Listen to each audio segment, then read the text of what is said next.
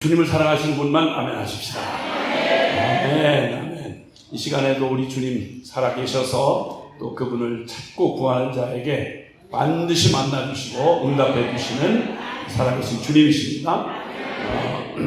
잠언 8장 17절에 보면 나를 사랑하는 자들이 나의 사랑을 입으며 나를 간절히 찾는 자가 나를 만날 것이니라. 우리 주님은 결코 거짓말 하신 적이 없고 영원히 변함이 없으십니다. 오늘 그 주님께서 우리에게 주시는 또 주님의 말씀, 살아계신 하나님의 말씀을 함께 보도록 하겠습니다. 우리 사무엘하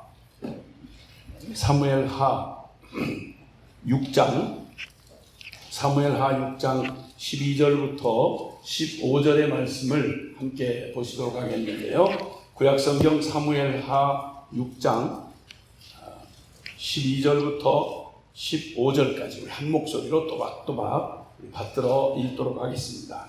시작. 어떤 사람이 다윗 왕에게 아뢰어 이르되 여호와께서 하나님의 괴로 말미암아 오벳에돔의 집과 그의 모든 소유에 복을 주셨다 한지라.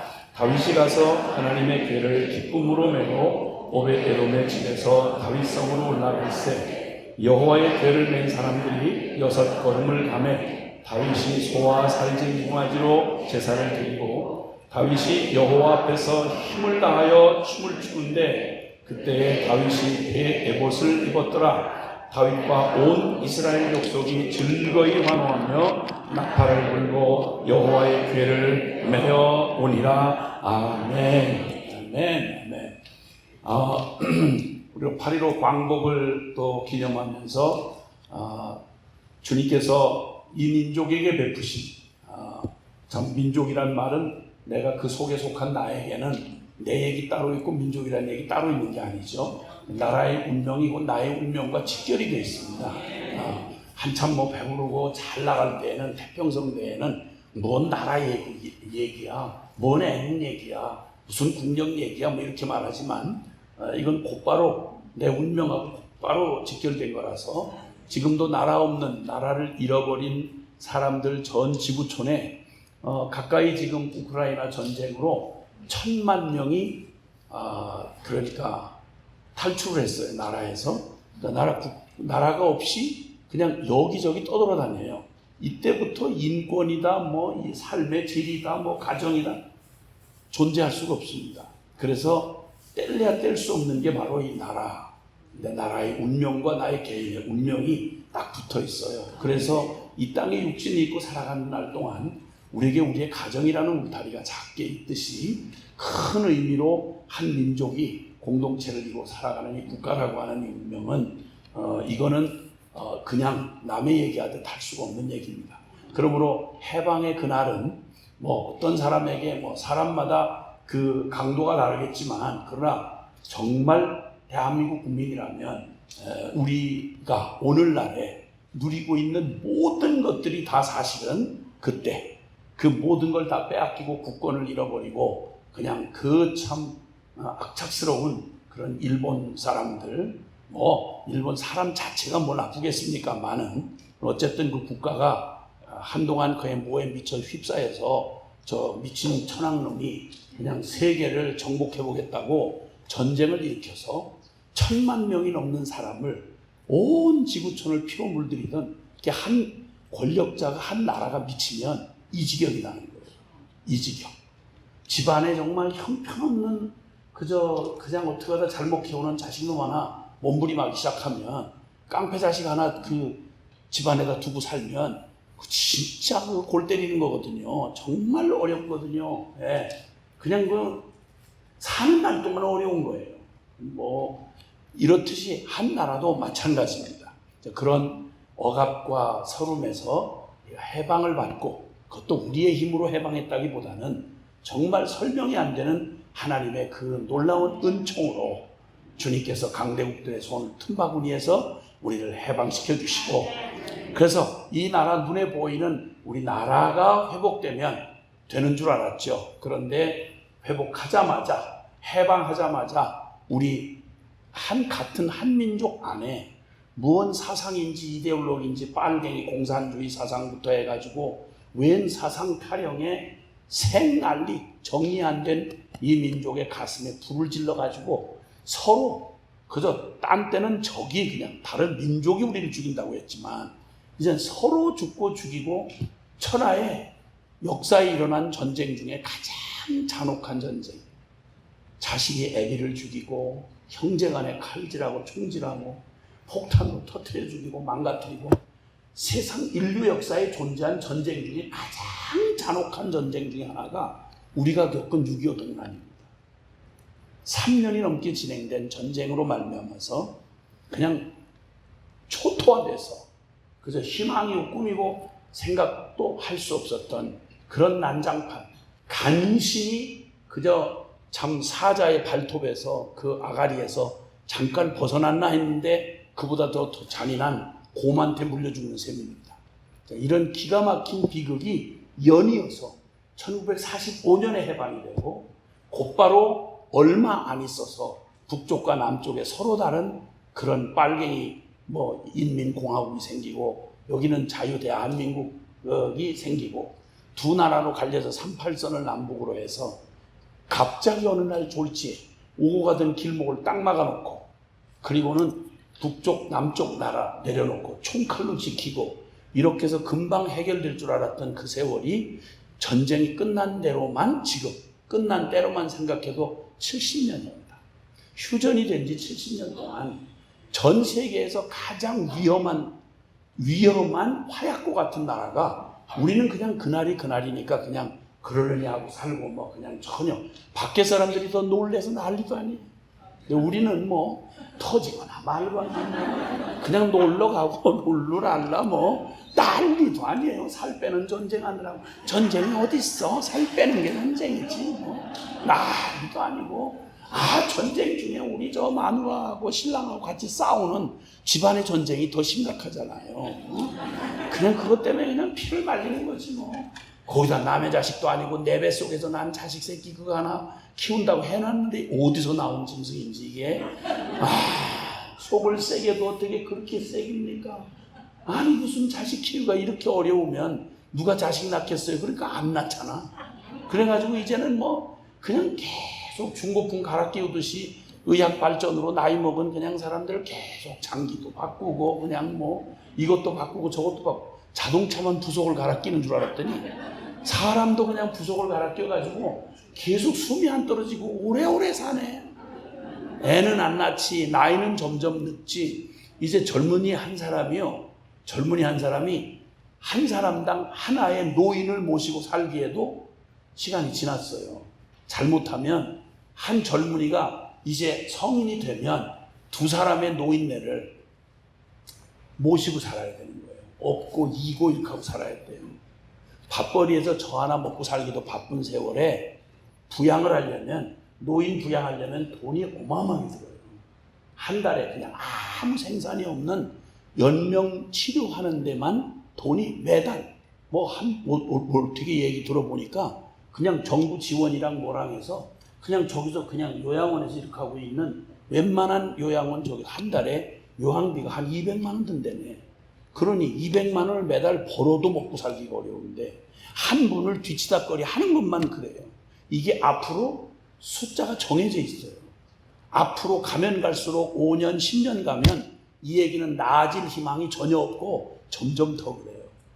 거기다가 사람들이 너무 악해져가지고 이제는 의리고 효도고 형제간에 우애고 이런 얘기는 저 쓰레기통에 다 버린 지 이미 오래됐고 전부 다 개 고양이 붙들고 속새기는 사람 신경 쓰는 것보다는 개 보고 딸이라고 그러고 아들이라고 그러고 난 유모차 보고 깜짝 놀랐어요. 아니 어떻게 이렇게 이쁜 애를 이렇게 데리고 나왔나 했더니 유모차에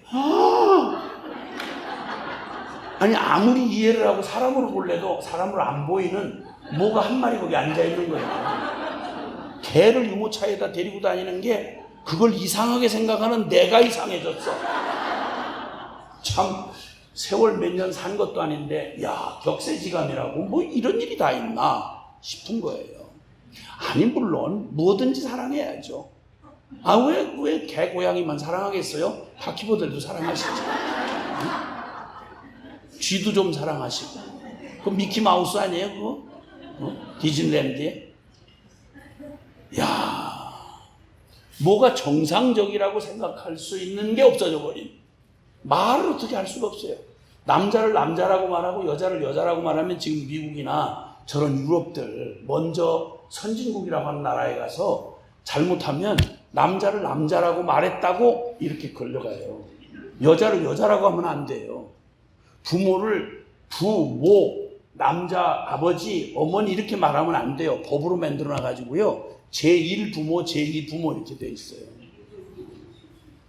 이게 세상이 이럴 거라고 이미 성경에는 미리 나와 있지만 이런 게 눈앞에 이렇게 닥칠 줄이야 누가 알았겠어요? 거기다가 동방 예의지국 예의 하던 때가 얼마 지난 것 같지 않은데 한국은 얼마나 빠른지 서양에서 그 바람이 불면 여기서 재채기부터 먼저 한다 이런 얘기가 있잖아요. 유행이 얼마나 빠른지 좋아요. 해 아래 새 것이 없어요. 뭐 세상 다 사람이라고 생긴 사람이 살아가는 날 중에 그렇고 저런 일 뭐 놀랄 일은 아니겠죠. 그러나 어쨌든 이 세상을 살아가는 날 동안에 이 혼돈스러운 이 짧은 내 한 인생을 살아가는 다 해봐야 지금 해방 후 70년, 77년 이 기간 이거 얼마 안 되는 기간인데 이렇게 바뀐 거예요. 이렇게 바뀌었어요. 지금까지 살아있는 사람 많지는 않겠지만 아마 그때에 태어난 사람만 해도 해방동이라고 그러죠. 그 사람만 해도 77살이에요. 그 사이 짧은 인생, 휙 지나가는 인생 안에 뭐 이 천지개벽도 이런 개벽이 어디 있겠어요. 그냥 세상에 먹고 살고 뭐 갖고 놀고 하는 거 잠깐 바뀌는 거야. 그거야 뭐까짓 거 뭐 얼마든지 그럴 수 있다지만 그러나 변하지 말아야 할 인간의 가장 본질적이고 우리 생명 안 바뀌었잖아요. 사람이 무슨 뭐 세월이 지나서 개가 되겠어요? 개가 사람이 되겠어요? 변하지 아니하는 게 있다고요. 천하의 모든 게 변하는 게 있는가 하면 변하지 않는 게 있다고요. 그런데 뒤죽박죽 이게 도대체 뭐가 바뀌고 뭐가 변하는 건지 알 수가 없는 이 혼돈의 시대를 한복판 살아갈 때면 제일 위험천만한 게 바로 그 복판에 있는 하나님이 이 혼돈의 세상 한복판에 진리의 등대처럼 언제든지 방향을 잃었다가도 항상 어디가 그 바다에 폭풍에 휘말리다가 등대가 왜 저렇게 멀쩡한 날에 그렇게 서 있나 싶지만 멀쩡한 날에는 별로 필요하지 않다가 폭풍 치는 밤바다에는 등대 없으면 끝이에요. 풍랑에서 안전한 폭으로 들어와야 되겠는데 세상에 그냥 산같이 앞을 가로막는 파도에 베이질 않는데 그 캄캄한 밤에 어디로 잘못 부딪혔다가 그냥 끝장나는 거예요. 그때는 생명을 건 거라고요. 마찬가지로 진리의 등대처럼 이 혼돈하는 하나님에게 범죄하고 영이 죽어서 혼돈하는 이 세상에 구원의 기회를 주시려고 주님이 유일무이하게 진리의 등대처럼 구원의 방주처럼 두신 게 그래서 잃어버린 하나님을 찾고 그리고 하나님께로 돌아와서 영생을 얻고 그리고 잃어버린 생명을 찾고 진리를 따라갈 수 있도록 그렇게 은혜의 통로로 주신 게 교회다 이 말입니다. 아멘. 아멘. 아멘. 이 혼돈의 세상의 마지막 진리의 등대불처럼 구원의 방주처럼 이 땅에 하나님을 찾아가고 생명을 찾는 길을 열어놓으신 게 바로 교회요 복음의 진리다 이 말이에요. 아멘. 아멘. 자, 그러니 이제 사람들에게 하나님께서 구원을 베푸시려고 하면 우리의 인생사의 모든 생로병사 나고 늙고 병들고 죽는 이 사이클에서 벗어날 수가 없이 그냥 내가 내 인생의 주인이면 내 마음대로 되는 게 있어야 되는데 내 마음대로 되는 게 있어요 없어요? 대답을 해보세요. 내 인생 내 마음대로 돼요 안 돼요? 네. 남의 인생은 그만둬놓고 내 인생 내 마음대로 안 되고요. 내 마음대로 안 된다는 것쯤은 멀리 가서 찾을 필요가 없고 여러분 신랑이 여러분 마음대로 돼요 안 돼요? 그놈이 고집밖에 없어. 또 안 움직여요. 다 끼질 않아. 어떻게 세월이 그만큼 가면 바위도 다 그냥 그 비바람에 바위도 다 깎여나가는 판인데 우리 신랑은 어쩌면 이렇게 안 바뀌어. 그쵸? 내 마음대로 되는 게 하나도 없어. 그럼 불행할 사람이 없죠. 부인 원하는 대로 남편이 바뀔 수만 있다면 왜 불행을 하겠어요? 왜? 그리고 형제님들한테는 차라리 차마 물을 수가 없어요. 여러분의 부인이 내 마음대로 되든가 하고 물을 내니까 너무 가슴이 아파서 못 먹겠어요. 그냥 상처만 건드는 것 같아가지고 그걸 말이라고 묻습니까? 그게 될 일이에요? 뭐 이럴까봐 차마 뭐라고 말할 수가 없겠어요. 그러면 같이 뜻을 맞추어 한평생 반려자가 돼서 같이 살자고 한 부부도 서로 내 마음대로 내 마음을 맞춰줄 수 없다고 하면 천하에 내 마음대로 될 게 어디 있겠어요? 없어요. 나는 아무것도 내 마음대로 뭔가를 할 수가 없는 머리카락도 하나도 희게나 검게 할 수 없다고요. 물들이면 되죠. 물들이고 조금 지나보세요. 한 보름만. 그러면 또 비어나오면 또 물들여야 되고 그러잖아요. 물들이는 건 그만둬 놓고 그냥 허옇던 검었던 남아있기만 해도 좋겠어. 그게 내 마음대로 돼요? 호르몬제 먹으면 되죠. 여러분 머리카락 나고 호르몬제 자꾸 먹으면 다른 데 몸뚱이가 이상해지는 거 몰라요? 그러니까 억지로 그러지 마세요. 나보고 계시러 간다는데 가라 그러지 뭘 붙들고 난리야. 아니 사람도 나 싫어서 그냥 가는 방인데 아니 그까지 머리카락 좀 있으면 어떡고 없으면 어때? 없으면 이게 얼마나 편한지 아세요 여러분? 비가 와도 괜찮고 바람 불어도 괜찮아. 아이고 여러분 미용비 올라가고 내려가고 아무 상관없어요. 주여 세상이 이렇게 편할 수가 없어. 샴푸값 오르고 내리고 뭐가 상관이야 그까짓 게? 사람 살게 이렇게 편한 게 있는데도 사람들이 그걸 모르는지 몰라. 아이 난 진짜 가만히 내가 무슨 얘기하다 지금 어디로 나갔어? 여러분이 오후에 서로 우리가 정신 차려야 돼요. 시간은 정해져 있고 여러분이 약간 졸음이 왔다 갔다 하는 것 같으면 제가 그걸 깨우려고 잘못 길을 들어섰다가 어느 길에서 나왔는지 잃어버리고 못하면 그냥 엉뚱한 얘기하다 끝난단 말이에요. 우리 서로 정신 차리기 위해서 제가 혹시 딴 길로 가거든 자꾸 눈치를 주세요. 이렇게 딴 데로 가지 말고 이제 돌아오라 이렇게 눈치를 주시고 여러분이 조는 것 같으면 내가 그냥 안 둘 거예요. 난리도 아닐 거예요. 내가 난리도 아닐 거예요. 어디서 졸아 졸기를 주여. 응? 아 조는 일이 뭐 졸 때가 한두 군데야. 여기까지 와서 졸게? 주여. 근데 졸린 건 어쩔 수 없더라고요. 나도 내가 말씀 듣다가 은혜는 되는데 육신이 연약한지라 그냥 졸린 걸 어떡하겠어요. 그걸로 너무 뭐라고 쫑고를 주는 그런 강사들 진짜 뵈기 싫고 언제 저분을 데려가시나 이런 생각이 속으로 그렇게 들어요. 그래서 나도 그런 잔소리를 안 하기로 했어. 그래 이 짧은 시간이지만 주님이 역사하길 바라면서 그냥 우리 한번 마음을 같이 해서 한번 은혜 앞에 나아가자고요. 아멘. 그래서 이제 천지의 모든 사람들이 다 겪고 살아가는 삶에 새 아래에서 일어나는 모든 일을 우리가 피해갈 수는 없어요. 주님도 절대 거짓말 안 하셨는데 예수만 믿기만 하면 만사형통 그저 재수만 발 그냥 하는 일마다 꽃비단길 걸어가듯이 그렇게 갈 거라고 어디에도 여기다 안 써놨어요. 오히려 예수님 믿으면 고난과 함께 우리가 그 영광을 같이 누릴 거라고 주님이 말씀했고 누구든지 나를 따라오면 세상이 너희를 미워할 거다. 왜? 세상이 예수님을 미워하기 때문에 진리를 따라 사는 너희를 미워할 게 당연하다. 이렇게 주님 말씀하셨어요.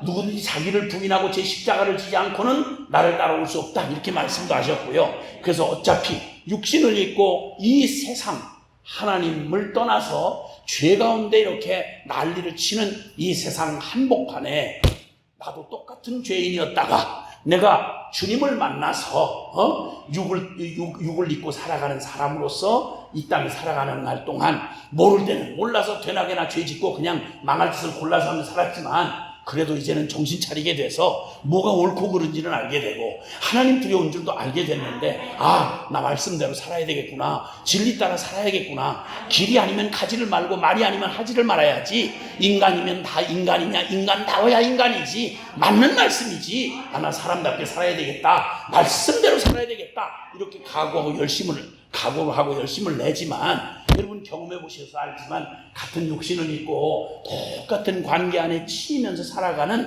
우리 이 세상 삶에서 말씀대로 사라지는 일이 쉽게 잘 되든가요? 잘 되든가요? 죄가 나쁜 줄 알지만 본성적으로 죄인으로 태어나서 죄가 너무 좋은 걸 어떡해. 좋은 걸 어떡해.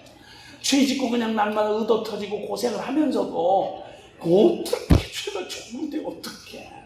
눈만 감으면 그 생각나고 눈 뜨면 더 생각나고. 응? 그래서 한번 잘못 건드린 그냥 술 담배만 해도 그게 끊지를 못해가지고 아니 그 무슨 남의 손가락으로 갖다 주는 것도 아니고 지 손가락으로 이렇게 잡는 건데 손모델을 자르면 안 되겠나 싶은데 10개나 돼 손가락이. 그걸 그때마다 자른다고 이게 될 일이에요. 그거 아니면 나중에 발가락으로 피고 별일 다 해요. 술 안 먹는다고 결심을 한다고 그게 술이 땡기는데 어떡해. 술이 나를 부르는데. 응? 도박 그거 아니 미쳤지. 도박 시작하기 전에 다 미쳤다고 생각을 하죠. 근데 손 댔다 그러면 빠져나올 수가 없는 거예요. 그것뿐이겠어. 술 중독, 도박 중독, 인터넷 중독, 커피 중독, 별 중독이 다 있어요. 근데 이런 기가 막힌 연약한 내가 육신을 입고 살아가면서 과연 이 세상을 이기고 나의 육정을 이기고 거룩한 삶으로 승리할 수 있겠는가? 이게 관건이에요. 이게 관건. 그래서 주님은 우리에게 이 땅을 살아가는 날 동안 인생이 그냥 이렇게 놔두고 보면요. 본능을 따라 사는 걸로만 말하면 사람하고 짐승하고 다를 게 아무것도 없어요. 다 먹고 싸우고 그냥 뺏고 그리고 약육강식을 하고 짐승이나 사람이나 다를 게 하나도 없어요. 근데 사람과 짐승을 완전히 완전히 구별된 게 하나 있어요. 그건 뭐냐? 사람은 영적 존재예요. 사람과 짐승의 차이는 영혼이 있느냐 없느냐의 차이예요. 이건 아무리 갖다 억지를 하고 얘기를 해도 사람하고 짐승하고는 절대 하늘과 땅이 간격이 먼 것처럼 절대 그거는 갖다 섞을 수가 없어요. 그래서 인간에게 영혼이라고 하는 존재가 있기 때문에 그래서 짐승처럼 그냥 몸뚱이만 놓고 보면 육체를 따라 육체를 가지고 살아가는 날 동안에 영혼이 작동을 못하면 영혼이 병들면 아니 차라리 영혼이 없는 것처럼 살아가면 하는 짓이 짐승하고 다를 바가 없어요. 시편 49편 20절에 보면 존귀에 처하나 깨닫지 못하는 자는 멸망하는 짐승과 같도다. 인간을 인간되게 하는 가장 중요한 특성은 영혼을 가진 영적 존재라는 거예요. 자, 그런데 그래서 주님도 마태복음 4장 4절에 사람이 떡으로만 사는 게 아니요 하나님의 입에서 나오는 모든 말씀으로 사는 줄을 알 것이니라.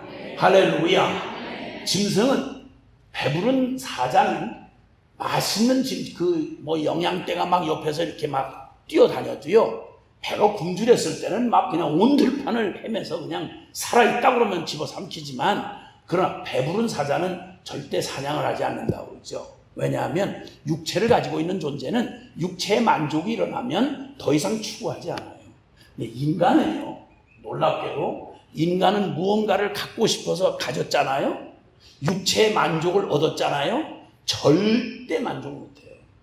인간은 육체로만 채워질 수 있는 존재가 아니에요. 영적인 존재예요. 그래서 아무리 육체가 원하는 거, 음란이고, 그냥 욕심, 그냥 소유, 별걸 다 가졌다고 해도요, 이 영혼의 만족이 없으면 절대 만족할 수가 없어요. 그러니까 짐승에게 없는 별의별 병이 다 많아요. 심리적인 병이 많고 영적인 질병이 많아요. 그래서 절대 사람은 물론 몸은 하나님의 자연 법칙에 의해서 잘 먹고 건강을 유지하도록 운동 잘하고 균형 있게 보호를 해야 육체가 살아요. 그런데 육체만으로는 인간일 수가 없어요. 인간의 가장 인간됨은 영적 존재이기 때문에 육체를 잘 먹고 단련하고 보호해서 육체가 건강하게 지켜져야 되는 것처럼 영혼도 동일하게 영혼의 그 원리를 따라서 영적 원리를 따라서 영혼이 살아가는 영의 양식을 취해야 되고 영의 운동을 해야 되고 영의 그 숨을 쉬어야 되는 거예요. 보통 영의 숨을 쉰다 그럴 때 기도가 영적 호흡이다 이렇게 말하기도 하죠. 말씀이 생명의 양식이다 이렇게 말하기도 하고요. 그런 말 많이 들어보셨죠? 예, 사람이 떡으로만 사는 육적인 존재가 아니라 하나님의 진리의 말씀인 그 말씀을 먹고 살아가는 영적 존재라고 하는 것을 말씀해 주고 계세요. 자, 그래서 요한복음 6장 63절에도 살리는 것은 영이니 육은 무익하니라. 내가 너희에게 이른 말이 영이요 생명이니라. 즉 예수 그리스도가 주신 이 복음의 이 생명의 말씀이 영이요 생명이라는 거예요.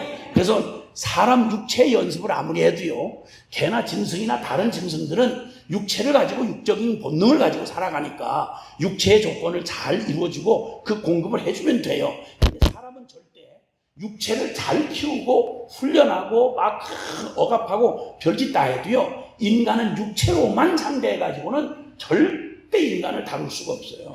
인간은 영적 존재이기 때문에, 그래서 인간을 살리는 건 영이니, 주님도 말씀하기를, 자, 이 심령의 즐거움이 육체의 어떤 질병이라도 고칠 수 있지만, 그러나 만약 심령이 병이 들면 누가 능히 그걸 고칠 수 있으랴. 주님 말씀하셨어요. 그러니까 인간은 마음으로 병이 들고 영혼이 병이 들면요, 사지백체 멀쩡하고 아무리 돈 많고 성공하고 부자라고 해도요, 못 견디는 거예요. 그러니까 전직 대통령이 떨어져 자살하는 거예요. 대기업 사장이 아파트에서 그냥 뛰어내리는 거예요. OECD 국가 중에서, 여러분 OECD 경제협력개발기구라고 해서 전 세계에서 잘 사는 나라들 모아놓은 그 그룹 중에서요, 우리나라가 자살률 15년이 넘도록 자살률 세계 1위인데 OECD 국가의 평균의 2배가 넘어요. 자살공화국이에요. 전 세계에서 가장 자살을 제일 많이 하고 제일 성공하는 나라예요. 가슴 아픈 얘기라서 함부로 이런 말을 할 수는 없겠지만 이게 현실이에요. 1년에 자살에 성공하는 사람만, 성공하고 뉴스에 잡힌, 개수에 잡힌 사람만 13,000명이 넘어요. 1년에. 이라크 전쟁에 죽는 미국 숫자보다 훨씬 많아요. 전쟁터에서 죽는 사람보다 더 많다고요. 자살이. 이게 우리의 지금, 역사에 이 조선 반도에 나라가 생겨난 이래로, 고조선 이래로 이렇게 잘 살아본 때가 어디 있어요? 한국에. 없어요, 여러분. 없어요. 이렇게 잘 살아본 전 세계에서 10위권 경주에 10위 안에 들어가는 나라가 됐어요. 우리나라만큼 사는 나라가 몇 개 안 된다는 얘기예요. 그런데 왜 자살을 하죠? 왜 이렇게 정신적 질환이 이렇게 많죠? 멀쩡한 사람을 찾아보기가 쉽지 않아요. 너무 우리 젊은이들 특히나도 그래요. 나이 먹은 사람은 그러니 아무도가 거들떠보지도 않지만 젊은이는 미래잖아. 미래. 우리나라의 미래. 어쨌든 그래서 요한 3서 2절에도 내 영혼이 잘된 같이 네가 범사가 잘되고 네가 강건하기를 내가 간구하노라. 순서가 있어요. 영혼이 잘되고 몸이 건강해야 돼요. 아멘. 몸은 건강한데 영혼은 엉망진창이다. 이거 큰일, 비극도 이런 비극이 없어요. 로마서 8장 13절에 너희가 육신대로 살면 반드시 죽을 것이로되 영으로서 몸의 행실 육신을 죽이면 너희가 살 것이다. 그러니까 사람이 육에 속한 사람은, 육신을 따르는 사람은 육신의 일을 생각하고 영을 따라 사는 사람은 영의 일을 생각하나니 육신의 생각은 사망이요 영의 생각은 생명과 평안이니라. 할렐루야. 아멘. 네. 그래서 이 육신의 생각, 즉 육의 생각은 영의 생각, 하나님의 생각과 원수가 되나니 이는 하나님의 법에 굴복하지 아니할 뿐 아니라 그리고 육신에 있는 자들은 하나님을 기쁘시게 할 수가 없느니라. 그러니까 영의 삶이다, 영성이다 하는 말은 다른 게 아니고요, 무슨 귀신을 대하는 영성 이런 게 아니고, 바른 영성이라는 말의 진짜 의미는 뭐냐면 살아계신 하나님과 그 말씀, 진리의 말씀에 반응할 수 있는 우리의 존재의 힘, 이게 영성인 거예요. 아멘. 네. 자, 이것이 우리 삶의 모든 짐승과 다른 우리의 삶을 하나님의 형상답게 살아갈 수 있게 하는 가장 중요한 삶이에요. 그래서 우리의 삶에 이런 육체적인 눈에 보이는 나라나 먹고 살 만한 이 환경 조건이 허락된다고 우리가 행복하거나 바르게 살 수가 없어요. 그래서 나라의 이 광복이 우리에게 알게 해준 것처럼 나라만 덜렁 갔다가 광대국에 의해서 해방을 시켜놓고 났더니 저끼리 난리도 아닌 저끼리 전쟁을 해가지고 세상에 이 기가 막힌 저주가 아직도 안 끝나고 휴전이 70년이 넘은 거예요. 휴전 상태가 전쟁이 끝난 게 아니고 휴전 상태가 지금 그렇고 전 세계에서 핵폭탄을 만들어서 자국민을 서로 그냥 폭발해서 서로 같이 죽자 하는 이 미친 나라는 대한민국 우리뿐이에요. 우리뿐. 이건 조금만 만약에 실수를 하고 한치의 순간에 실수만 일어나면 그냥 이 좁은 삼천리 반도는 뭐 어디서 살아날 구멍이 있는 게 아니고요. 그냥 끝장이에요. 하루아침에. 내일 아침 당연히 맞이할 줄 알았는데 오늘 밤에 우리 서로 없어질 수 있다는 거예요. 어머나. 그럼 우리가 마지막 보는 건지 모르겠네. 그럴 수 있어요. 아무것도 이상하지 않아요. 그게. 내일 아침 우리가 서로 못 본다고 하는 상황이 벌어져도 지금까지 경고를 계속했어요. 수십 년 동안. 이런 일 벌어진다. 지금 핵실험 다 성공했고요. 이 만들어지는 북한에 만들어지는 핵폭탄만 그대로 장난삼아 터뜨렸다가는 그냥 이 삼천리 반도에 살아있는 우리 모두는 그냥 몽땅 한순간에 끝장나요.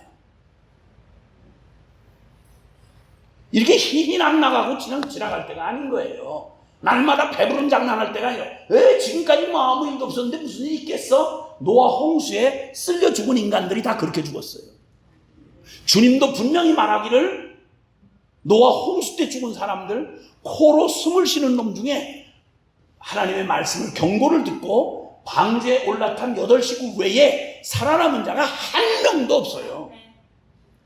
소돔 고모라 난리 번거지를 치고 막 죄를 짓다 할 짓이 없으니까 온 도시가 다 동성애를 까놓고 남자고 여자고 짐승이고 난리 번거지를 치고 있던 그때 도저히 이 썩은 물이 흘러넘치면 이 인간들이 스스로 자멸하기에 구원의 기회를 주시려고 하나님이 롯을 건져내시고 그걸 심판하시려고 했던 그 유명한 4000년 전 여러분 소돔과 고모라 땅이 유황불로 불벼락을 맞아가지고 지금도 그 자리는 4000년 지났는데 풀 한 폭이 자라오르질 못해요.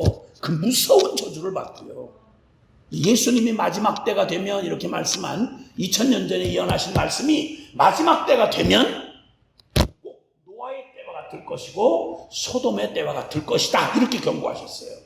정신줄 다 놓고 영혼이 없는 짐승처럼 영성을 잃어버리면 그냥 불편한 정도가 아니고요. 영성 잃어버리면 끝장이에요. 이 기가 막힌 멸망의 역사 속에서 하나님을 만나 하나님의 거룩한 구원을 얻고 영생을 누리는 유일한 길은 바로 영성인 삶을 사는 거예요. 이 영성을 우리가 회복하는 거예요.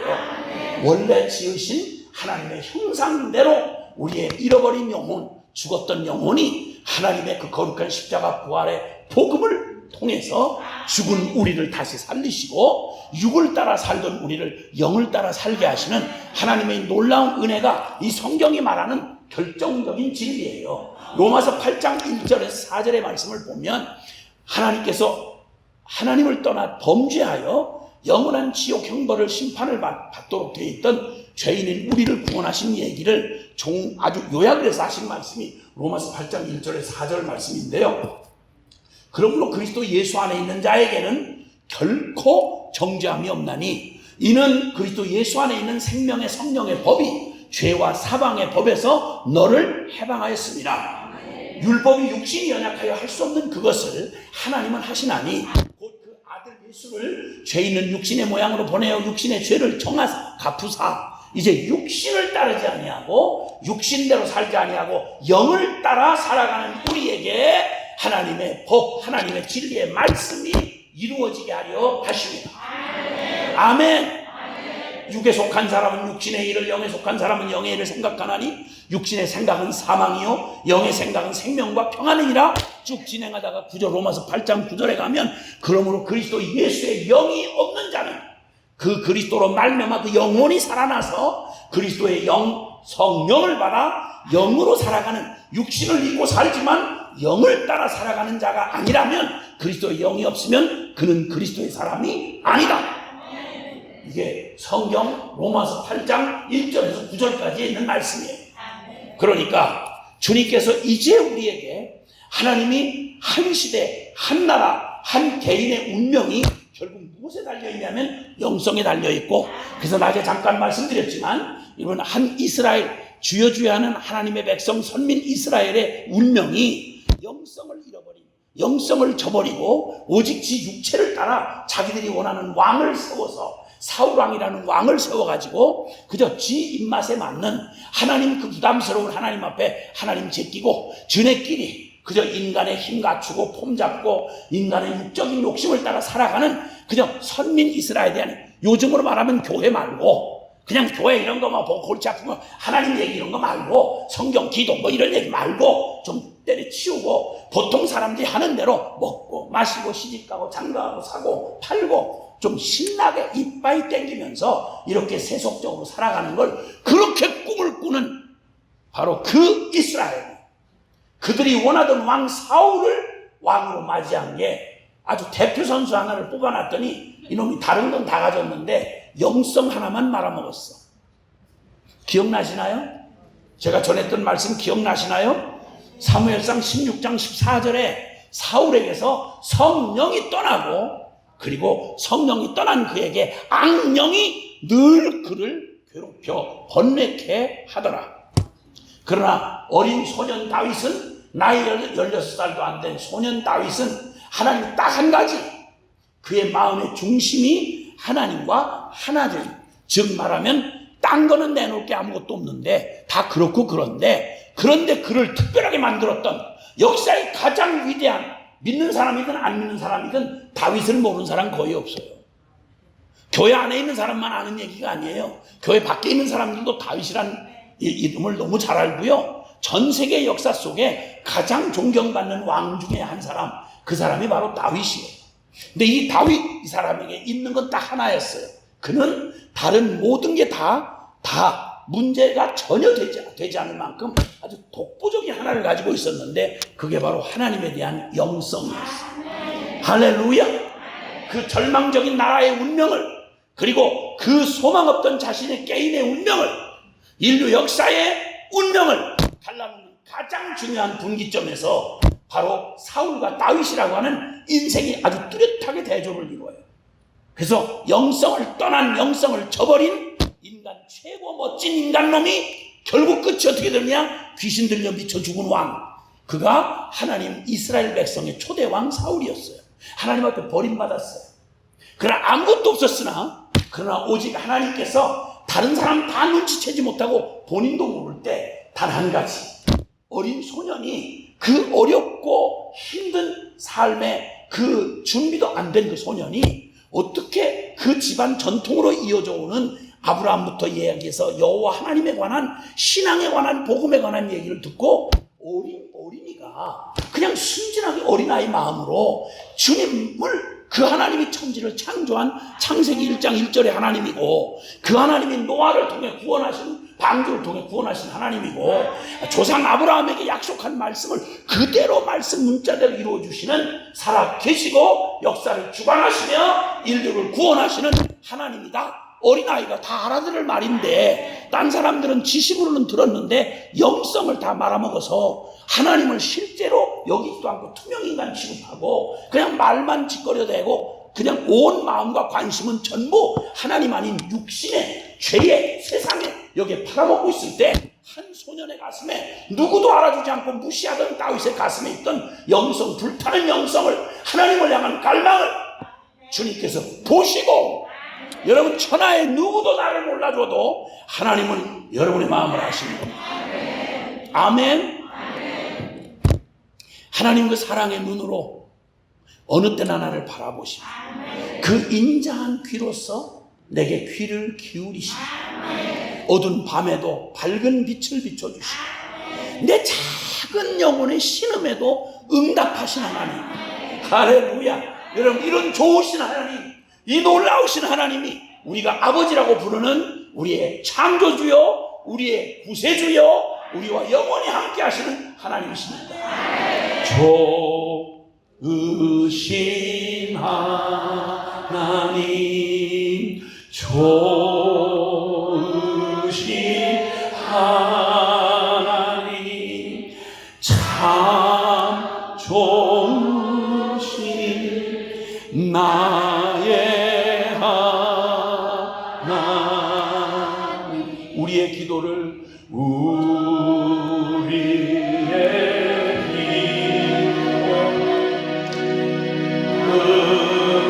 앞에 주시는 참 좋으신 나의 하나님, 한없는 축복을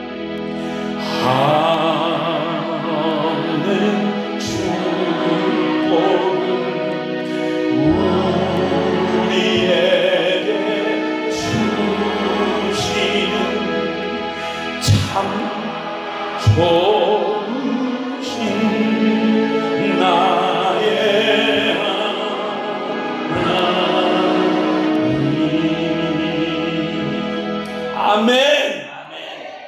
기가 막힌 절망에 하나님의 큰 축복을 말아먹고 절망에 빠진 사울왕 때의 이스라엘의 위기를 하나님은 그 시대를 바꾸고 그 나라의 운명을 바꾸고 거기 비참한 하나님 백성들의 탄식을 바꾸시기 위해서 하나님이 하시는 일은 뭐 천지를 뒤집을 이유가 없습니다. 다른 엄청난 눈에 보이는 굉장한 일을 이룰 필요가 없습니다. 왜냐하면 역사의 가장 중심이 뭔지를 아시고 하나님이 축복해 주기를 아시는 주님이기 때문에 그때 주님이 그 시대를 바꾸고 한 국가의 운명을 바꾸는 일에 하나님의 신의 한 수, 그 멋진 하나님의 묘수는 다른 게 아니라 바로 영성의 승리자, 다윗 같은 영성의 승리자를 세우신 것입니다. 그럼 동일하게 지금 해방 이후 77년에 우리가 맞이한 겉으로는 허장성세를 했지만 지난 2년 동안 우리가 봤지 않습니까? 얼마나 허접한지, 얼마나 허무한지, 얼마나 믿을 게 없는지 우리가 봤지 않습니까? 이제 주님께서 결코 우리에게 사람 의지할 것 없고 오직 하나님 밖에는 우리에게 소망이 없구나. 이제 하나님께로 돌아가야 하는 시간이 너무 지금 코앞에 닥쳤습니다. 지금 놓치면 큰일 납니다. 지금이야말로 한국교회가 새로워지고 하나님께서 이 위기에 대한민국을 바꾸실 수 있는 절호의 기회입니다. 그건 누구 정치인들은 정치인 일을 할 것이고 다른 책임 맡은 사람들은 자기들 몫을 하겠죠. 그러나 이 역사를 운명을 바꾸시는 유일한 키를 가지고 계시는 살아계신 하나님 앞에 그 보좌에 나아가서 이 운명을 바꿔달라고 말할 자격을 가진 사람은 깜짝 놀라게도 여러분 사울왕 때 저 베들레헴에 숨겨져 있던 집안에서 외톨이당했던 16세 미만의 어린 소년 다윗이었습니다. 마찬가지로 바로 이 시대의 이 상황을 바꿀 하나님의 이 축복을 가져올 놀라운 하나님의 그 비장의 카드, 그것은 바로 다른 사람이 아니라 바로 여러분 영성의 승리자, 영성의 승리자가 된 바로 여러분과 저에게 있다는 것입니다. 아멘. 우리가 무슨 대단해서가 아니라 하나님 없이는 살 수 없는 하나님의 거룩한 통로가 될 바로 그 사람들, 가장 약하기 때문에 하나님만 의지하는 사람들, 영성으로 사는 사람들, 그들의 순종을 통해서 하나님은 그들의 위대한 하나님의 능력을 드러내 주실 것입니다. 아멘. 그 중에 다윗의 영성 가운데 우리가 첫 번째 주목해야 될 영성은 그것은 바로 예배의 영성인 것입니다. 예배의 영성. 여러분, 영성이 하나님과 그분의 진리의 말씀에 대한 것이라고 하면 그 영성의 가장 중심에 해당하는 게 바로 예배의 영성인 것입니다. 저와 여러분의 예배의 영성은 살아있는지 건강한지 묻지 않을 수가 없어요. 사람에게 가장 중요한 수많은 장기가 있지만 여러분, 이 심장은 오죽하면 심장 같다 이렇게 표현하잖아요. 심장에 문제가 생기면 모든 기력과 모든 생명의 근원이 이 심장이 있기 때문에 이 심장이 병이 들면 큰일 나는 거예요. 심구력증이 생기면 큰일 나고 심장 마비가 되면 그건 죽음이고, 바로 예배가 만약 예배 마비가 온다, 예배 기력이 떨어졌다, 예배 감격이 사라졌다. 예배를 드릴 만큼 내 영적인 예민함도 감동도 능력도 없어졌다. 여러분, 이건 여러분 영적 삶의 영성에 아주 치명적인 질병이 찾아온 겁니다.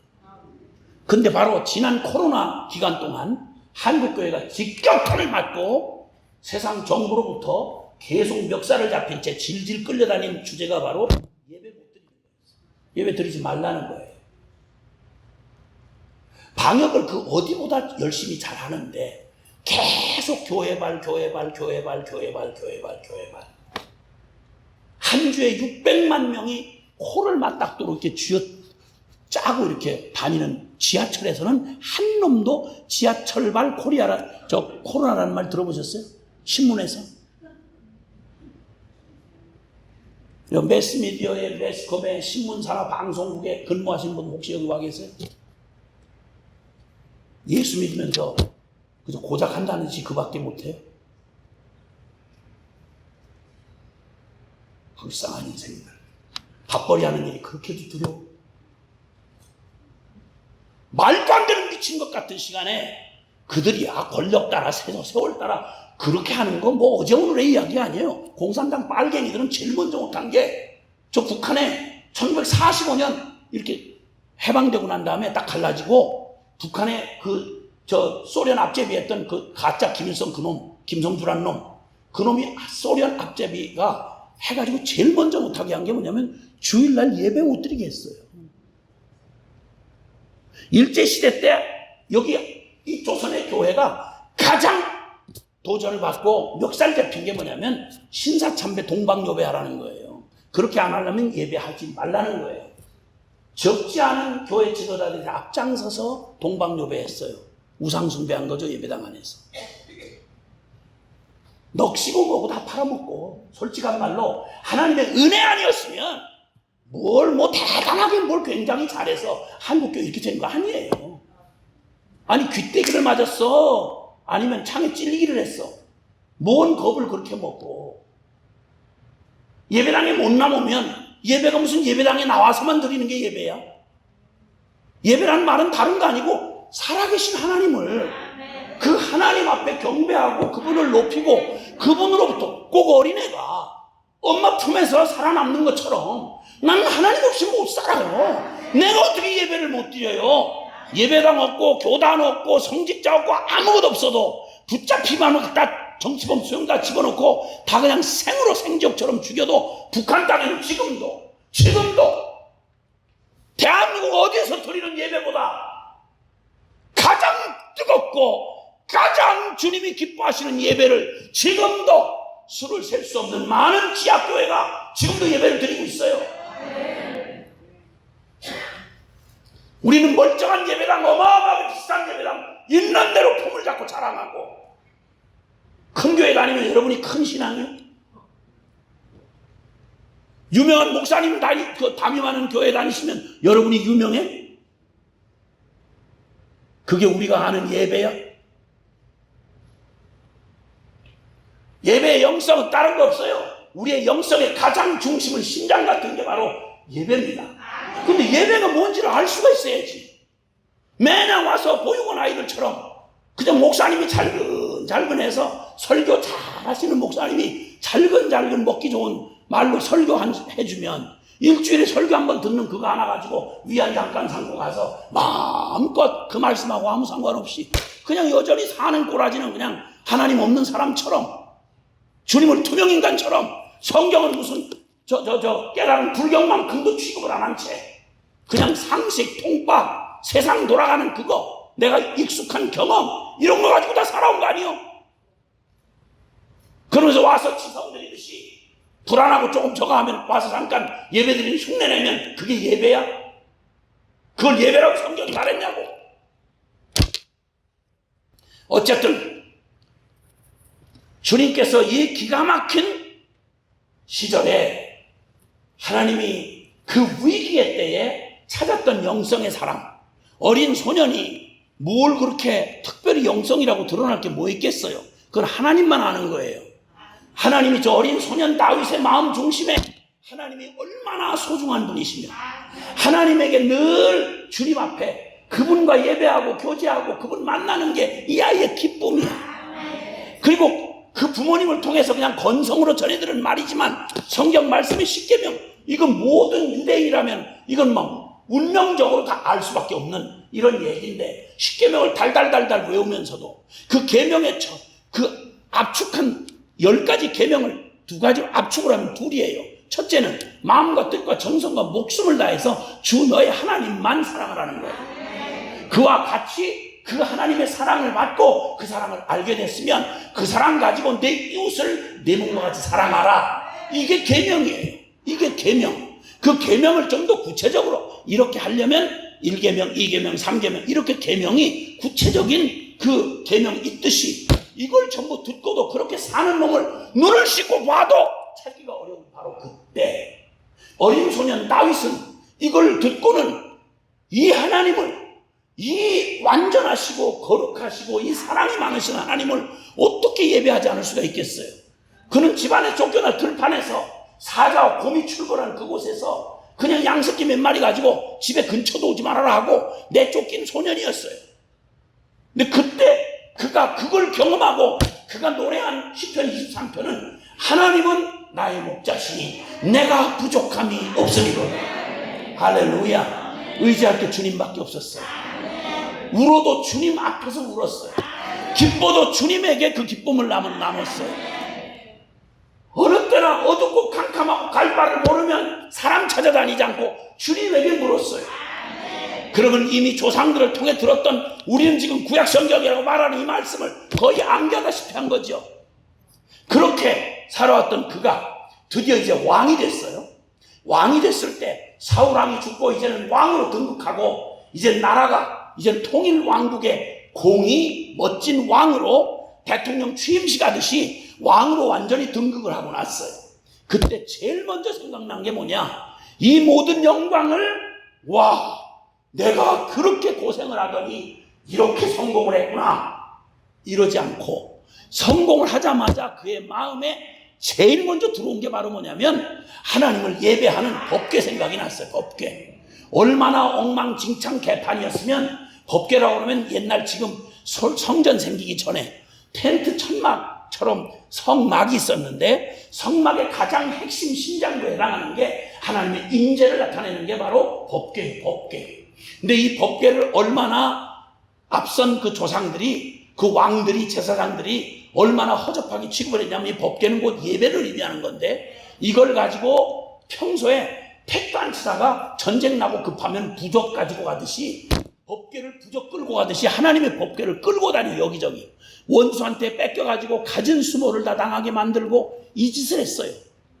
예배가 가장 모욕을 받는 데가 어디냐면, 깜짝 놀라게도 예배를 드리고 있는 예배당 안에서 하나님의 예배가 가장 모욕을 당한다는 거 여러분 생각해 보셨어요?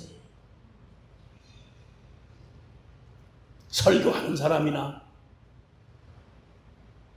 장로님들이나 권사들이나 집사, 성도는 말할 것도 없고, 애들은 그냥 되는 대로 키워놓은 애들은 인상 빡빡 짜고 앉아서 억지로 끌려와서 완전히 막, 이건 예배도 아니고 이건 뭐 엉망진창 개판이죠. 얘들 그 난잡한 무슨 어디 무슨 쇼 프로그램 이런 거 하면 넋을 빼고 막 열광을 애들이에요. TV 보는 데는 시간을 뭐 몇 시간 제한을 두지 않으면서 설교는 뭐 25분 넘어가면 계속 시계 보고 난리도 아니에요. 장로님들은 예배에는 아예 관심도 없고, 예배 얼른 끝나고 난 다음에 당회에서 어떻게 싸움질할 건가, 그거 궁리하고 앉아있는 이걸 예배라고 그래? 성가대 목소리 아무리 대한민국 경연대회에 나가서 1등을 했다고 한들 그런 노래 따위에 주님이 감동받으시겠어?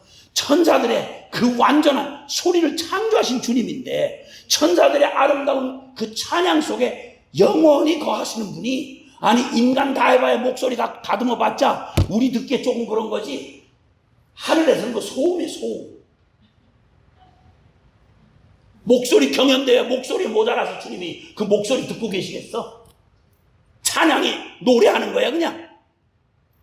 찬양이 찬양다운 걸 찾아보기가 어렵고, 찬양이 그 가사 안에 있는 하나님을 향한 고백과 경배와 그 놀라운 감동이 하나님을 멈출 수 없어서 그 주님 앞에 그 감격과 그분을 높이는 경배함이 표현되는, 어떤 모양으로 표현되든 그게 찬양이 돼야지. 아멘. 기도는 뭐 연볼만큼도 믿질 않아. 형식 삼아서 대표기도 멋있게 그냥 각본 짜가지고 읽긴 하는데, 그걸 만약 그대로 믿었더라면, 기도한 내용만큼만 믿었더라면 교회가 이 모양 됐을까? 사는 꼬라지가 그 정도일까? 기도한 만큼, 기도한다고 안 하는 사람이 태반이지만 그 중에 한다고 한 여러분은 무슨 기도했는지 기억나세요? 기도해놓고 기도를 들으신 주님은 기억을 하고 계시는데, 기도한 놈은 기억이 안 나가지고 내가 그렇게 얘기했어요? 그러니까 응답이 돼도 감사할 줄 알아야지. 뭘 구했는지 기억도 안 나는데 뭘 믿음으로 하지 않았는데 그냥 연보한 거야. 그냥 정신통일한 거야. 가장 무시당한 게 예배예요. 근데 그 나라 한복판에 그렇게 무시당하던 예배에 그 나라의 왕이 되자마자, 왕이 되고 제일 다윗의 마음에 끌어오르는 열정이 있었는데, 그게 뭐냐면 제대로 된 예배를 한 번도 드려본 적이 별로 없는 이 나라에, 이스라엘이라는 나라는 하나님의 이름으로 세워진 나라야. 그러면 이 나라의 가장 핵심 같은 이 나라의 특징이 뭐겠어요? 군사력이겠어? 정치 제도겠어? 경제력이겠어요? 다윗의 마음, 왕이 된 다윗의 마음에 가장 먼저 하고 싶었던 게 그냥 저쪽, 그냥 어느 저 구석의 산골에 오베데돔이란, 아니 저 산골에 그 어느 다른 평민의 집에, 그냥 제사장 집도 아니고 평민의 집에 가서 내던져지듯이 그렇게 고물, 무슨 중고품 그냥 보관하듯이 꼴통품 그렇게 내쳐져 있는 법궤 생각이 난 거예요. 왕이 되자마자 왕의 가장 멋진, 그냥 왕의 권세를 다 총동원 해가지고 하나님을, 우리 이스라엘의 진정한 왕은 다윗이 아니다, 하나님이다, 이걸 높여드리고 싶었던 거야. 그 유명한 사건이 지금 기록이 되어 있는 장이 사무엘하 6장이에요. 그래서 어쨌든 긴 얘기를 할 수 없지만 그 법궤를 모셔오는 일을 하기 위해서 좋은 마음에, 하나님을 향한 뜨거운 마음에 너무너무 이 부귀영화를 주시고 이 왕의 권세를 주셨는데 이건 다 주님이 받으셔야 될 거라는 거예요. 그래가지고 왕으로서 할 수 있는 3만 명을 뽑았어. 이 법궤를 모셔오는 일에 거기에 쓰임받는 사람을 가장 뽑힌 사람은 3만 명을 뽑았어요. 어마어마한 숫자를 준비한 거야. 그 엄청난 화려한 그 위세를 딱 떨치고, 그 다음에 법궤는 요만해요. 강대상보다 작아요. 근데 이 강대상만한 법궤를 모셔오는데 그것은 하나님의 임재를 상징하는 거야. 이걸 모셔오는 율법에 이걸 어떻게 다뤄야 되는지에 대한 율법이 다 있는데, 워낙 오랜 세월 하나님의 법궤가 방치되어 있었고, 쉽게 말하면 예배를 완전히 말아먹고 있었다 이 말이에요. 어디서? 이스라엘 백성들, 주여 하는 놈들이. 그러니까 왕이 돼가지고 가장 멋진 위세를 준비해가지고 새 수레를, 아야 그걸 위해서 수레를, 운반용 수레를 따로 만들었어. 화려하게 만들었겠지. 아마 금장식은 하지 않았는지 몰라. 그리고 이제 정말 흠없는 소를 거기다 준비시켜가지고 모셔오는 거예요. 어마어마한 왕의 행차를 방불하는 그 멋진 것으로 화려한 예배, 화려한 그 영광을 세상적 표현으로 화려하게 했어. 그리고 오는데, 근데 갑자기 소가, 그냥 그 수많은 군중과 엄청난 분위기에 소가 놀래가지고 뛰는 바람에 이 법궤가, 하나님의 임재를 상징하는 법궤가 뚜껑 부분하고 본체 부분이 있거든요. 이 뚜껑 부분이 다 엎어져 나갈 판이야. 그때 우사라는 사람이 너무 급하니까 법궤에 손을 대고 끌어안았어요. 이렇게 가진 우스꽝스러운 모양이 일어난 거죠. 그때 하나님이 베레스 우사 사건이 나타나요. 그냥 직사를 하더라고. 법궤에다 손을 대는 놈은 아무나 못 대요. 율법대로 하면 뽑고 뽑은 레위 지파 중에도 아론의 자손이어야만 그 혈통을 따라서 뽑고 뽑힌 사람만 제사장이에요. 그 제사장도 그냥 함부로 함부로 손 못 대고요. 여기에 금고리를 딱 양쪽에 늘 대고 있어요. 손 안 대게. 그래서 사람 어깨로 어떤 여행을 얼만큼 할지라도 법계는 절대 무슨 물건 진짜처럼 수레에다 메고 이런 게 불가능해요. 사람들 어깨에 메고 그것도 사람 중에 뽑힌 제사장의 어깨에 메고 가야 되는 거예요. 근데 다윗도 깜빡해가지고 하도 오랜 시간 법궤가 그렇게 있던 터에 왕이 된 그 영광을 하나님 앞에 세상적 인간적 영광으로 드리고 싶었던 거죠. 우리 교회에서도 이런 일 많이 하잖아요. 기왕이면 하나님의 성전인데 가장 비싼 걸로 해야죠. 기왕이면 목사님한테 제일 비싼 차 사드려야죠. 주의 종님이신데. 기왕이면 제일 비싸고 고급진 걸로 해야죠. 눈물겹고 고마운 얘기인데 하나 간과하는 게 있어요. 하나님을 사람처럼 생각하는 거예요. No. 하나님은 하나님이세요. 아멘. 아멘. 교회는 세상적 관점에서 사치하고 화려하고 뭐 이런 인간 기준의 따위의 그게 아니고요. 하나님 앞에 마땅히 드려야 되는 건 하나님 그분이 말씀하신 진리대로 해야 되는 거예요. 아멘. 너무 두려워가지고 그냥 그 자리에서 웃사가 죽임을 당하고 그냥 그날 너무 두려우니까 감히 근처에 가지를 못해. 그때 경건했던 사람 오벳 에돔이라는 사람이 그 법궤를 그 집으로 모시고 가서 살았는데 하나님이 괜히 무서운 게 아니라 하나님의 말씀대로 하지 않았다는 거예요. 그렇게 해가지고 그 오벳 에돔의 집에 석 달 동안 있는 동안 하나님이 그 집에 복을 내리신 걸 보고 다시 용기를 얻고 깨달아요. 다윗이. 여러분 잘하려고 좋은 마음에 하나님을 대접해 드리려고 했는데 아니 아무리 그렇다고 글쎄 이걸 갖다 이렇게 초를 쳐버리시면 하다가도 우리가 20 잘하려고 했더니 12 다시는 더 원수가 돼가지고 안 할 수 있잖아요. 근데 다윗이 섬기는 하나님은 그런 하나님이 아니에요. 얼른 깨달았어요. 오 하나님 용서하옵소서. 그리고는 얼른 원래대로 자 하나님 앞에 마땅히 하나님을 그냥 멋있는 인간 수준의 부귀영화 화려한 거 멋진 건물 뭐 멋진 의식 이런 따위로 생각할 수 있는 하나님이 아니라 하나님은 전혀 차원이 다른 우리는 피조물이고 그분 창조주세요. 할렐루야. 자 그리고 어떻게 바뀌었는지를 보세요. 그가 그 다음에 정신 차리고 말씀을 다시 한번 말씀을 적어가는 사람한테 제사장들에게 물으니까 너무 간단한 답이 있는 거예요. 이렇게 하라 라고 하는 말이 나와 있는 거예요. 그래서 레위 지파 그리고 제사 아론의 제사장들을 뽑아서 그들로 어깨에 매게 하고 자기는 왕인데 왕복을 입은 게 아니에요. 베옷을 입었어요. 베옷. 죄인처럼 하나님 앞에 설 수 없는 피조물인 자신이 하나님이 나는 피조물이요 죄인이요 은혜 입은 나는 미물에 불과합니다.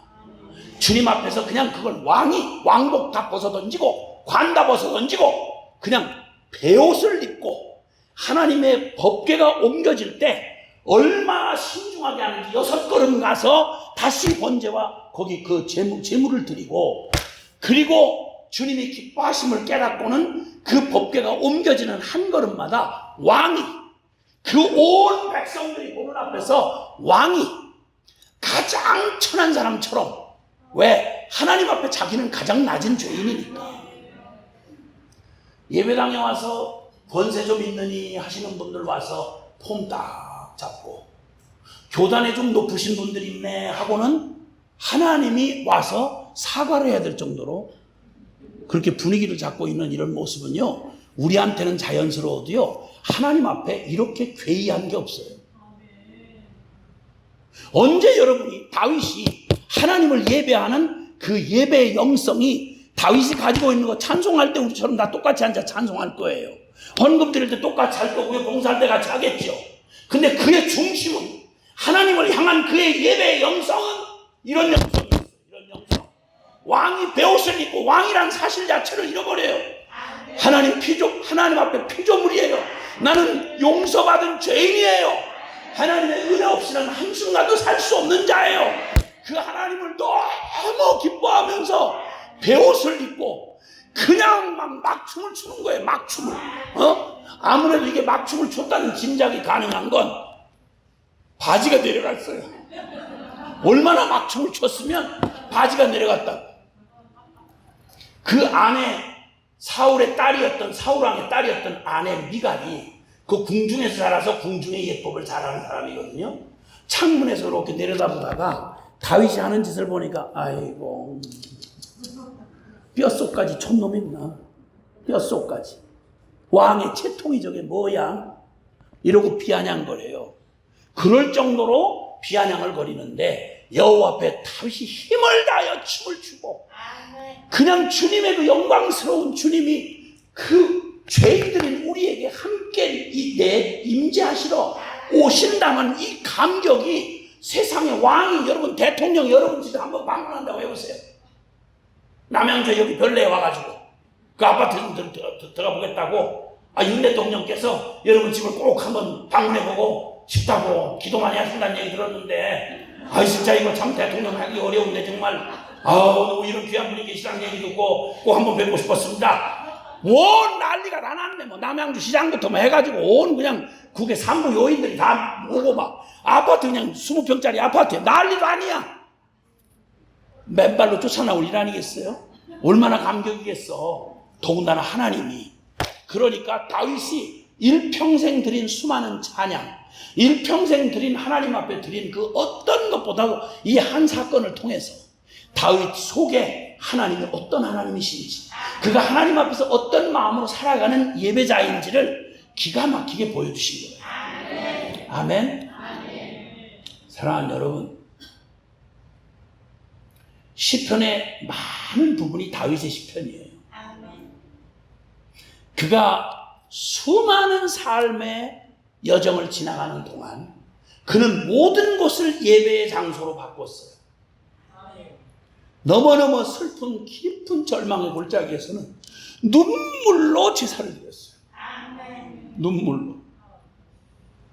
앞이 보이지 않는 캄캄한 절망의 터널을 지날 때에는 오직 소망이 하나님밖에 없다는 사실을 기억하고 소망의 예배를 드렸어요. 죽을 것 같은 고통이 찾아와 그냥 침 삼킬 만큼도 틈을 주지 않는 그냥 연속되는 고통 속에서는 치료자, 위로자 하나님을 기억하고 예배했어요. 그가 끔찍한 범죄를 저질렀을 때, 돌이킬 수 없는 범죄를 저질렀을 때 그가 노래한 그 간절한 기대가 뭔지 아세요?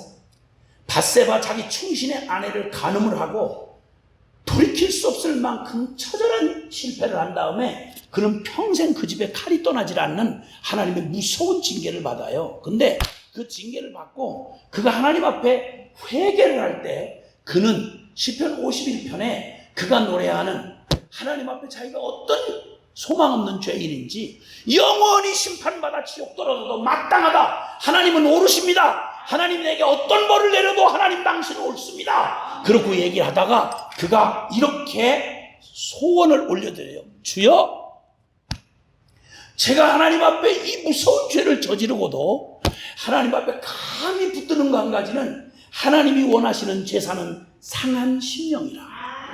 예배를 받으시되 잘하고 성공적이고 모든 영광을 주님 앞에 돌립니다 하는 것도 예배지만 하나님이 또 기뻐서 못 견뎌하며 받으시는 예배가 뭐냐면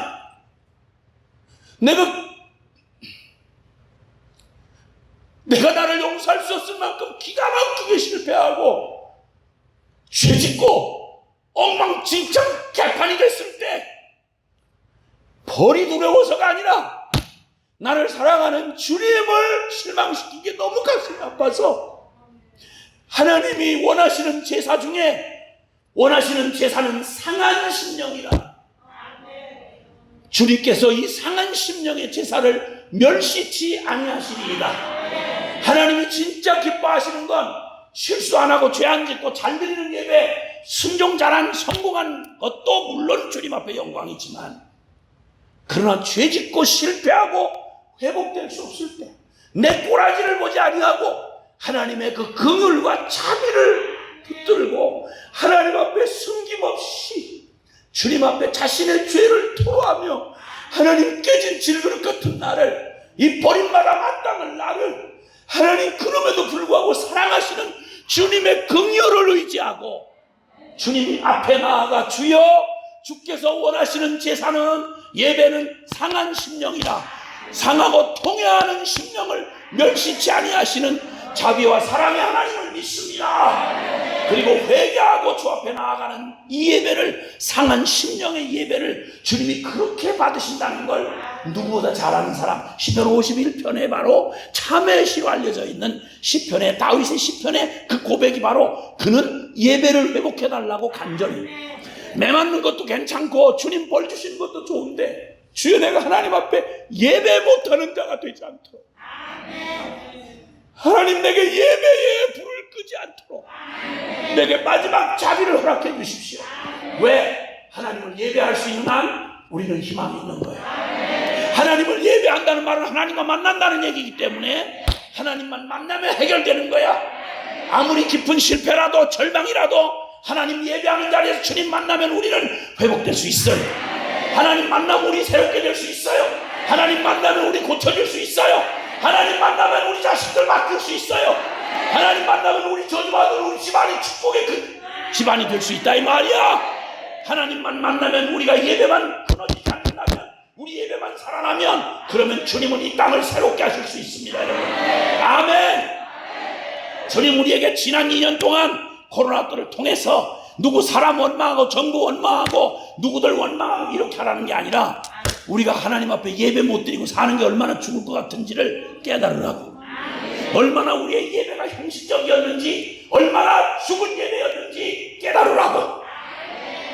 그래서 주님이 정말 예배를 사모하여 우리의 심령이 하나님 그분만을 예배하는 이 다윗의 영성처럼, 다윗이 가졌던 이 예배의 영성, 이거 하나를 가지고 그는 성공할 때나 실패할 때나 잘할 때나 못할 때나 그는 평생 주님 앞에 가는 날까지 그는 이 영성의 승리자가 되어, 이 영성으로 그는 예배를 승리하는 자가 되었습니다. 누구도 우리의 예배를 가로막지 못하게 하십시오.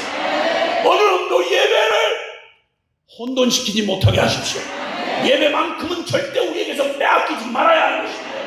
할렐루야. 참된 예배가 무엇인지를 주님이 말씀하는 가운데 주님 말합니다. 요한복음 4장 24절 25절에 주님 말씀합니다. 하나님은 영이시다.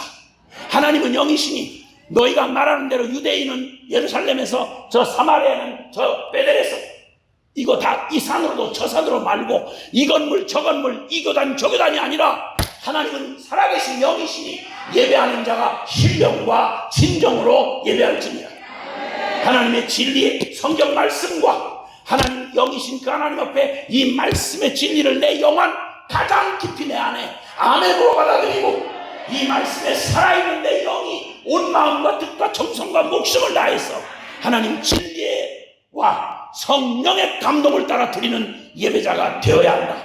그렇게 예배하는 자들을 하나님이 찾으시느니라. 아멘. 아멘. 아멘. 그리고 주님이 그 놀라운 예배를 들을 수 있도록, 옛날에 성막시대 성전시대가 지나가고 이제는 건물에 매이는 교회가 아니라, 여러분 중국교회, 북한교회, 사우디아라비아의 전세계 대부분의 교회들은 우리가 말하는 이런 예배당, 교단, 조직, 성직자, 신학교 없습니다. 여러분 없는데도 불구하고 여러분 지금 우리보다 훨씬 더 못지않게 더 뜨겁고 열렬한 예배를 드리며 살아있는 교회로 지금도 존재하는 것입니다.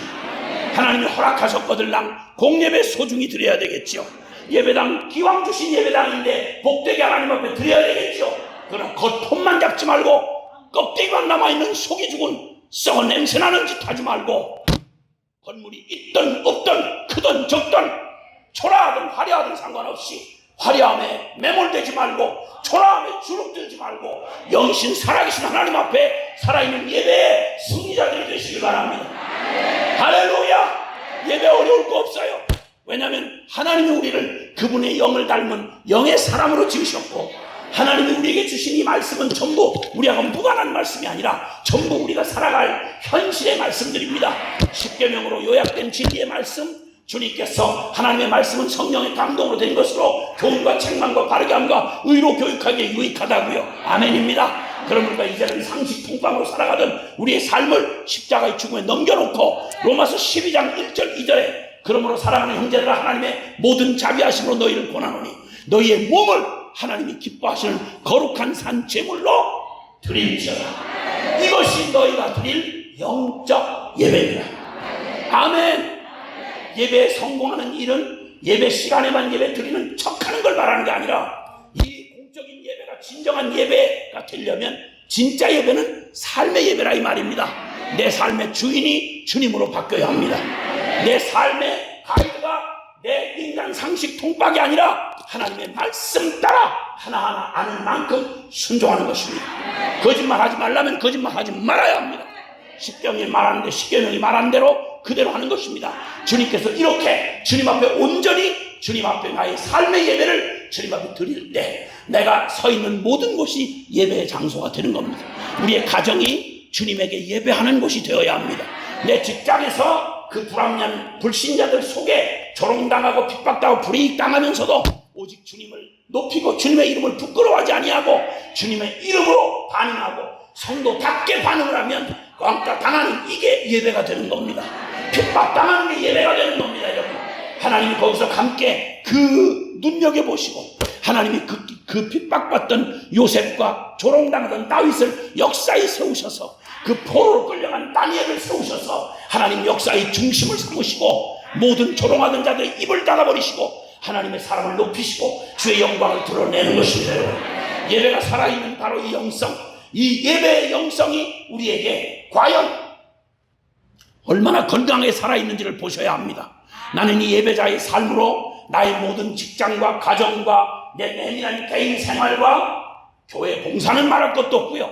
그렇게 되어진 사람들이 교회에서 가면무도하지 아니하고 그렇게 믿음으로 현장의 삶을 산 영성을 가진 사람이 모여서 교회 안에서 우리 공동체를 이룰 때 우리는 서로 거짓되지 않는 모습으로 진솔한 모습으로 서로를 하나님의 사랑으로 서로를 섬기며 그리고 한 공동체의 사랑을 나눌 수가 있는 것입니다. 교회가 살아난 길은 여러분 개인이 살아나야 합니다. 저와 여러분의 개인의 심령 성전이 깨끗해져야 하는 것입니다. 다윗에게 하나님의 진리를 따라 자기의 열심을 따라 드리던 그게 아니라 얼른 깨닫고 진리를 따라 왕이 아니요 나는 죄인으로 나는 대단한 공로를 세운 자가 아니요 은혜 입은 사람으로 나는 피조물이며 살아계신 하나님을 예배하는 자로 이 사실만 분명히 알고 저와 여러분이 오늘 이 자리에서 우리가 귀한 결단을 드린다고 할 때 우리는 살아계신 주님 앞에서 우리의 예배의 재단이 회복될 때 하나님 나라가 우리의 심령에 임하고 그리고 내 심령에 임한 그 하나님의 나라가 우리 가정을 바꾸실 것이고 그리고 우리 하나하나의 맡겨진 곳에서 드려지는 예배가 온 세상에서 받으시는 하나님의 영광의 예배가 될 때 주님이 이 땅에 구원을 나타내신 것입니다. 이 영성이 우리에게 필요합니다. 이 예배의 영성이 살아나야 하는 것입니다. 여러분, 우리 두 손을 높이 좀 드십시다. 사랑하는 여러분, 내 삶의 예배 그 자리, 예배당에 나가서 드리는 예배뿐만 아니라 내가 예수 믿는 사람으로 그리스도인으로 하나님 앞에 그분의 눈총 앞에 사는 사람으로 나의 언어 생활은 나의 모든 행동과 지는 내 가치관은 내 모든 하루의 일정은 도대체 하나님 앞에서 사는 삶이었는지를 생각 좀 해보자고요. 그리고 내 온 전심을 나타낸 두 손을 들었다는 말은 여러분 전심과 온 관심인데 이게 하나님으로 향해 있었습니까? 아니면 온통 여러분이 부들부들 떨며 여러분 두 손 가지고 이 부끄러운 두 손 가지고 이것들은 죽는 줄 알고 버들버들 붙드는 게 돈입니까? 명예입니까? 아니면 그 꼴라놈의 그 육적인 정욕입니까? 이제 부끄럽지 않도록 이 손에 내가 하나님 아닌 걸로 쥐고 있던 이거 회개합시다. 내어 던집시다. 하나님 앞에 예배하러 나아갈 때는 항상 짐승의 피를 가지고 대속제물의 피를 가지고 갔습니다. 우리 십자가의 그 보혈 앞에 주님께서 십자가의 보혈로 나를 씻으셔서 내 심령재단을 맑게 씻어주옵소서.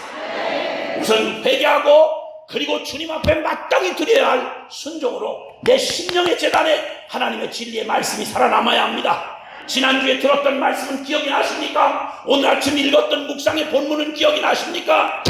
주님 앞에 이 말씀이 남고 예수가 남아야 되는데 날마다 서운하고 억울하고 분하고 더럽고 지저분한 것만 내 심령에 남아있다면 오 주여 이 계단을 불사러 주시옵소서.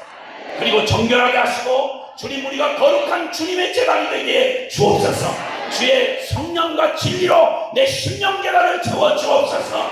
이 예배의 영성을 회복하는 바로 이 자리가 저와 여러분의 기적을 시작하는 출발점이 될 것입니다. 우리 다 같이 주여 간절히 부르고 통성으로 기도합니다. 주여